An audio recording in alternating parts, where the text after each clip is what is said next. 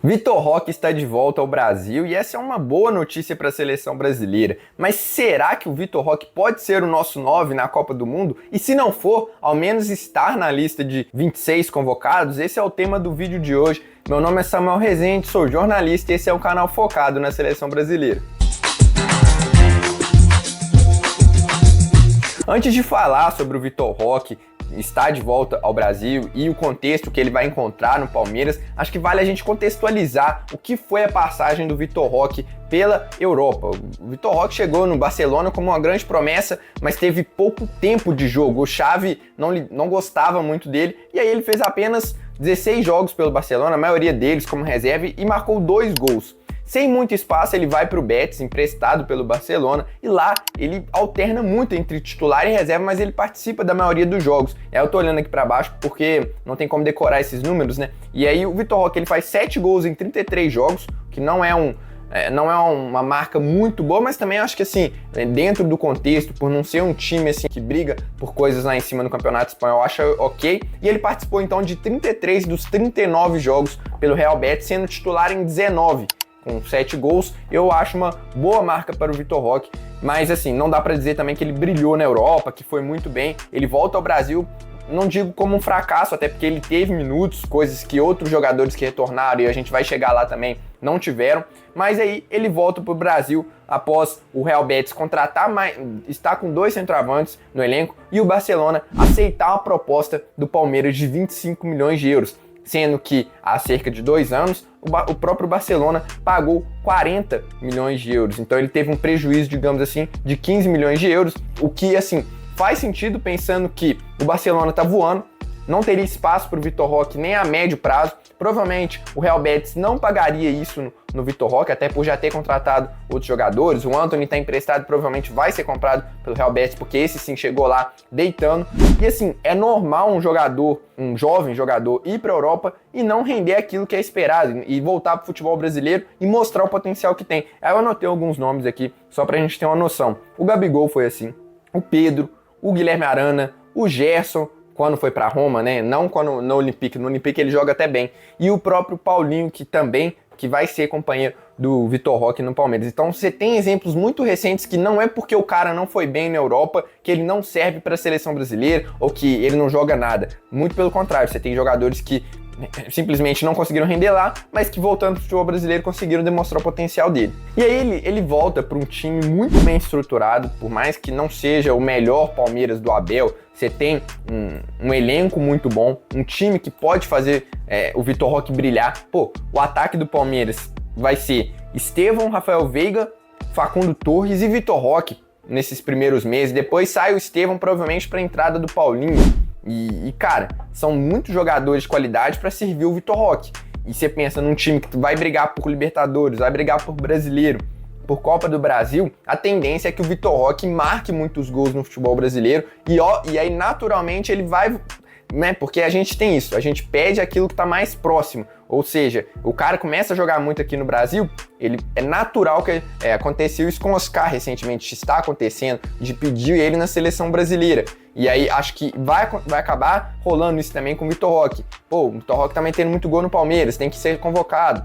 E o Vitor Roque ele volta para um futebol brasileiro em que ele já se provou, ao contrário de alguns jogadores que saem muito novos e depois se retornam. Não, o Vitor Roque jogou muito bem aqui no futebol brasileiro. Ele fez 34 gols e deu 11 assistências em 97 jogos por Atlético Paranaense e Cruzeiro. Então você pega aí 45 participações em gols e 97 jogos, é praticamente uma a cada 2 jogos, o que é excelente para um menino de 17, 18 anos.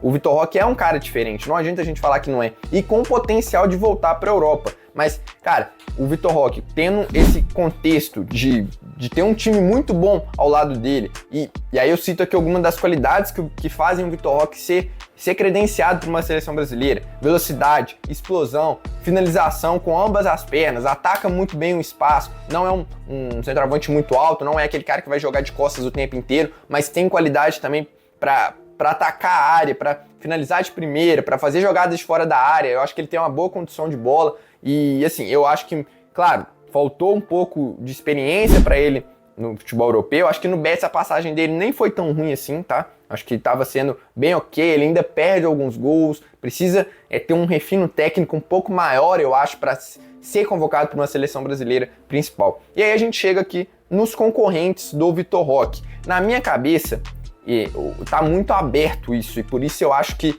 tá muito aberta essa convocação da seleção brasileira para essa posição. E você pensando que na Copa de 2026 muito provavelmente serão 26 jogadores, a gente tem provavelmente 3 vagas para centroavantes. E como a gente não tem nenhuma unanimidade, a gente pode pensar no Pedro, que eu acho que é um cara que o Dorival gosta muito, é um cara diferente, alto, que pode fazer o pivô, tem bom cabeceio, mas a gente não sabe como ele vai voltar da lesão.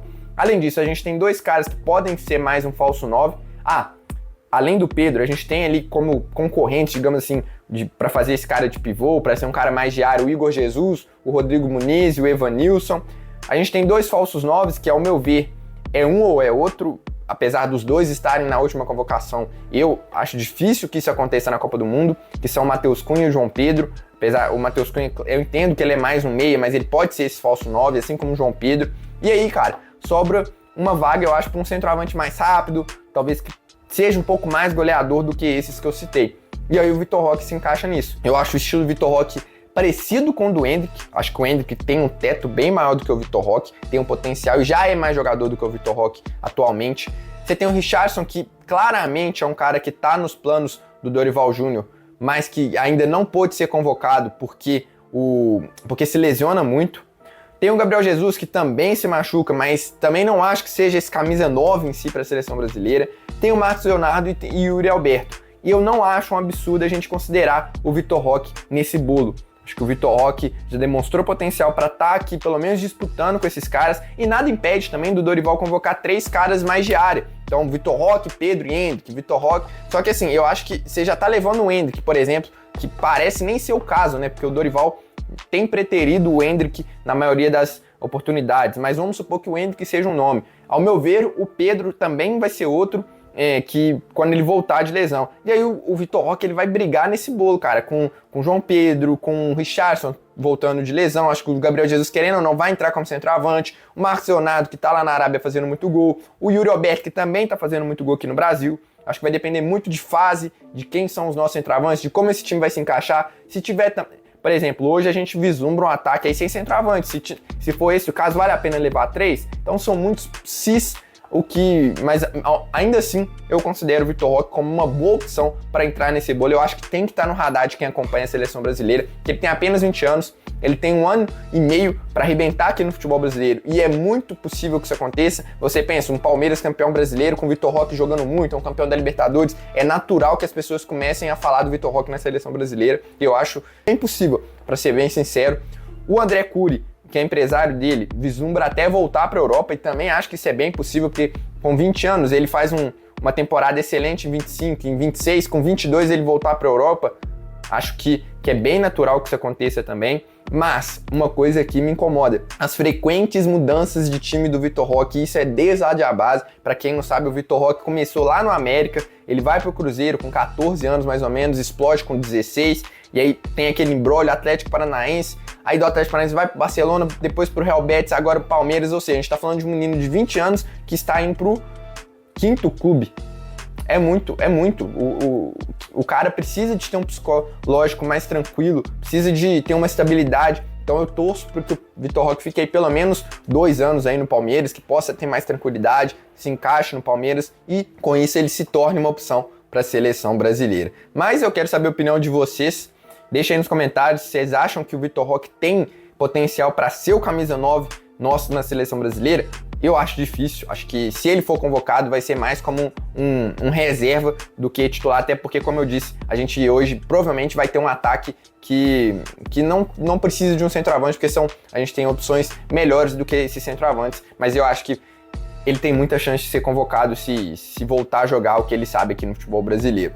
Se você é novo por aqui também, não se esqueça de deixar o seu like, porque é muito importante para o crescimento do canal. O YouTube entrega esse vídeo para mais pessoas, e se inscrever para estar recebendo mais conteúdos sobre a seleção brasileira. Eu fico por aqui, um abraço e até a próxima.